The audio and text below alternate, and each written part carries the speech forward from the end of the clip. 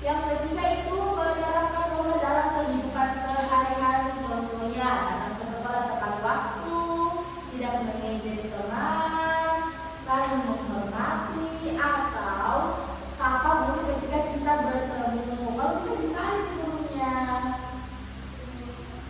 Terus yang keempat, menganalisis aturan dan kewajiban.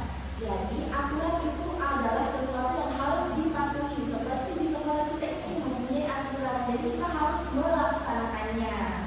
Sedangkan kewajiban itu adalah sesuatu yang harus dilakukan dengan penuh tanggung jawab.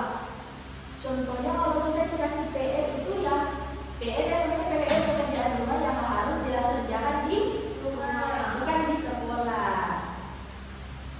Terus yang kelima itu mempraktikkan sikap menaati aturan. Contohnya itu apa saja kalau kita menaati aturan di sekolah? Ibu tadi sudah sebutkan tidak terlambat datang dan mendengarkan guru. Kalian tidak mendengar ya? Dan juga itu menjaga fasilitas-fasilitas sekolah, yang artinya tidak boleh mencoret-coret meja sembarangan, dinding, karena itu semua adalah fasilitas dari sekolah yang harus dijaga.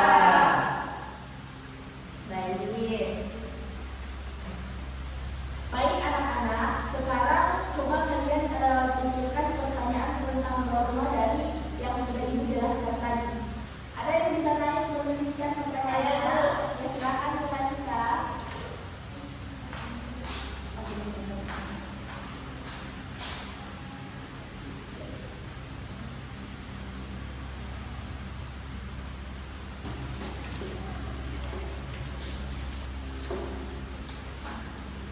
Nah, ini adalah pertanyaan dari teman kalian, yaitu apa akibat jika norma dilanggar? Ada yang bisa jawab? Tidak. Sesuai yang Ibu bilang tadi, jadi jika norma dilanggar itu akan tidak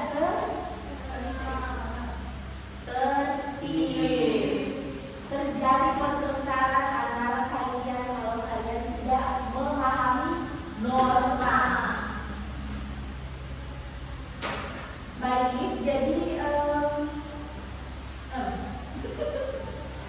baik, jadi sekarang Ibu akan membagikan teks cerita, tapi sebelumnya kalian bagi kelompok menjadi dua ya. Ya, Bu. Iya. Ya, silakan selesai. Agak kasih kelompok satu, kelompok tiga. Supaya ada pertanyaannya. Terus ini teks ceritanya.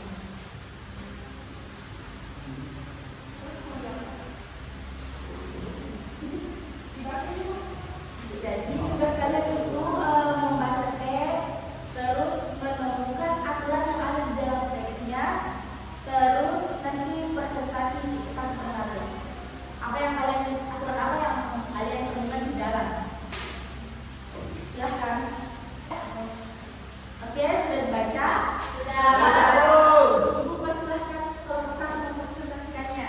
Silakan berdiri. Perkenalkan, kami dari kelompok 1. Aturan yang kami dapat dari cerita yaitu Haikal berkomitmen kepada orang tuanya sebelum berangkat ke sekolah, mengucapkan salam kepada orang tua, menyapa gurunya dan teman-temannya, membersihkan lingkungan sekolah. Kamu Wadi. Ya, berikan dulu tepuk tangan kepada kelompok satu. Baik, Ibu persilahkan kepada kelompok dua.